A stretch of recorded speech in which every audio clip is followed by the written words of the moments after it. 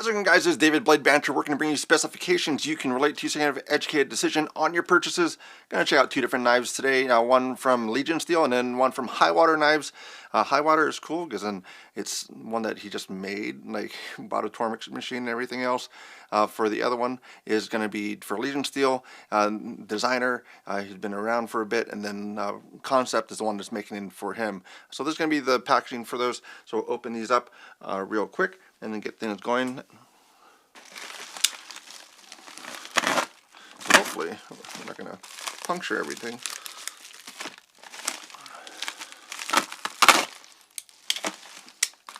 Opening these things up. See what we got. So this is the Legion Steel for this one here. So it's going to be in that harder plastic case. Estimated probably January is what he's going for.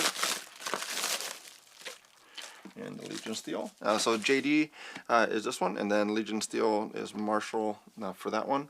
The website is up already for the Legion Steel side. Here's the website for Highwater Knives, and then he is on Instagram, and a lot of times it seems to be that's a good way to reach him and then see when he's dropping anything. So he has a 154 cm for the blade steel, and then it looks like he's going to be doing some S35. The button lock is kind of finicky, so to be able to go that route first off is pretty impressive. So he's been an engineer. I guess he worked on the engine that went into the Raptor. If you know what the Raptor jet is, that's really cool, and it kind of has a lot of mobility. I saw it at one of the air shows for the Raptor, so very cool stuff there. But this is going to be the packaging. And oh, there you go. Pops right off. Got that. And they are in with Blade Ops, so if you want to buy from Blade Ops, then they are there already, so you can pick up one of the knives. So this is the one here, so very cool. So packaging, we'll put all this stuff back in there, and then this one probably won't come with it. I don't know what the paint marker's for, so I guess maybe it had some, I'm not too sure what that is for. I'll read the note in a little bit, but that's probably not going to come with it for the paint marker. So one moment. So I'm not sure what that's for, but we'll put that back in there. I believe that's just one of them may have had some stick. That was kind of the recommended fix for that. This one's going to be for this model. It's going to be the estuary. So that's kind of, I guess, where freshwater meets the ocean. So that's kind of the basics of that. So knife here. So this is all milled. He has a local anodizer that does the work for him. So this is 100% USA made for the product. It is going to be one that is milled. He picked up a Tormix machine and is doing the work on that, and then does kind of the fine finishing on the button. So he's very proud of the work that he does for it, and then the detent of it. So it's, yeah, very good detent on it for that snap. Then you have all the mill lines for this one. So this is actually really just a very nice look. Kind of has a mix of a, I think it's Jerry Halsum, and then probably Grimsmo style. And then even the original Skaha had the original CNC mill lines for it, but they've taken it off currently. But really nice in hand. There's not a lot of grip to it, so it has to have some feel to it, but not a lot of grip for the pattern there, but goes along with that water for the high water side of things. So really nice the way it goes. The only input that I had for it was probably the pocket clip. This might be a standard clip where you can put onto different ones for it, but this is kind of the only thing that I'll probably change out. Just the look of it, kind of, for me, it doesn't really match up well with the total design of the knife. But overall, it works really well for the design, so we'll see how it does.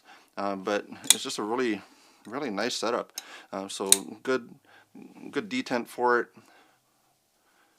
Excellent lockup for the knife. So again, button locks are finicky, so to dial that in, to get that be able to lock up correctly is a nice thing to do. Not any milling on the inside, so it's going to be a full aluminum type of scale for it. And that's the same thing with like a Protec's aluminum, and then that's going to be no different here. So 154 cm for this one. You do have a lot of the kind of deep engraving there. So USA made, 154 cm,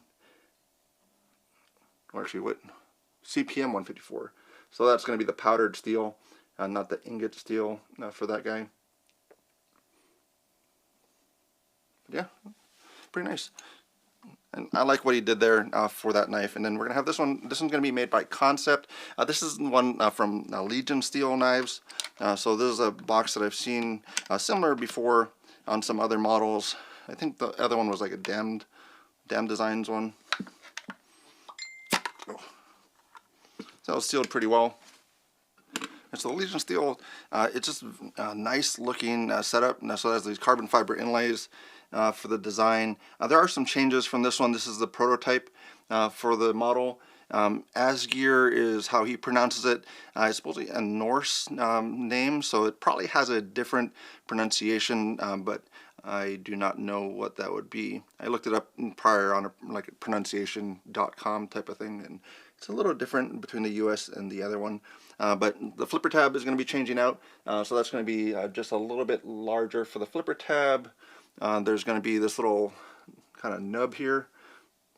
You can see that. So that little nub is going to be removed. The actual cutout for the lock bar, so that channel is going to be a little bit more narrow, and then the sharpening choil will get larger. So yeah, I can definitely see for that flipper tab, it's fairly difficult. You kind of almost have to hook your finger in there to get that to go, at least for me. But yeah, also choil is going to get different, or choil will change for the knife to actually probably have that full sharpening choil, because it does kind of go into that plunge grind area. But overall, it's a very stylish looking knife for those inlays. This one again is Kansept as far as the OEM for the design. Looks like titanium inserts, titanium clip. You do have a lanyard clip on the back, or lanyard post. Not too sure if that interferes with the knife blade. Nope. So it shouldn't interfere with the knife blade when closed. So you do get a little bit more handle length because of the way that it's designed, because that goes past where the blade is. So maybe just right at the blade when looking at it.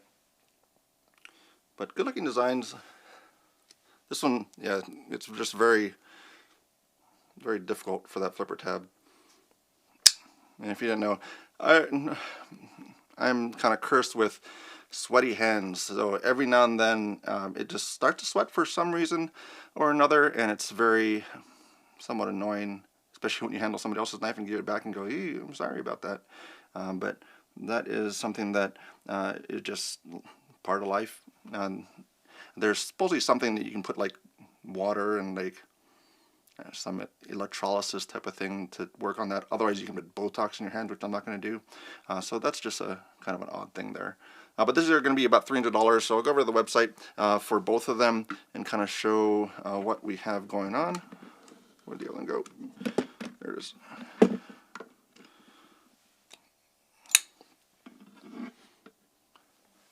So those are the two models there.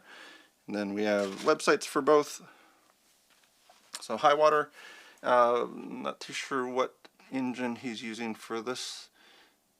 I would probably adjust a little bit. It looks like a little bit of cutoffs and everything else for the website, but kind of does about as far as kind of his journey for things. Yeah, the Raptor. So the engine that went into the Raptor, he was involved in that. So that's really quite interesting, and to have that type of knowledge and everything coming into the knife industry, which is really very interesting and cool. But you do have the knife that's available on Blade Op's website. So both of them are based in Utah. So you have him in Utah as well as Blade Ops. So you can go check that out, add to your cart, pick it up, and then it'll come in that packaging that you saw. And then you have the Legion Steel. So Legion Steel is one. So you saw the other one was $299 for the USA made variant. And then you can have the Legion Steel one. So it was a little bit over $300.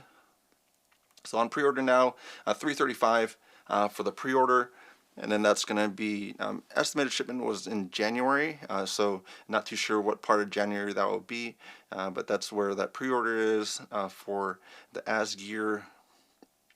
You can do that right through their website as well. So these two cool ones to check out for the models, and just very different styling. This one's kind of a sleek setup. It's mostly off of a spear type of setup, and this one, some of the companies that I named off as far as where it came from, as far as the styling, some of them he wasn't too familiar with.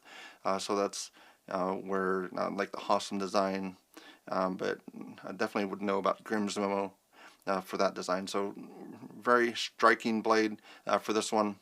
And USA made, you can't really beat the price point for that. So I'll probably come about this one at some point, and then we'll see how this one does for the knife. But let me know as far as what you think about the products, and then I'll go from there. But that's about all I have to say about those two today.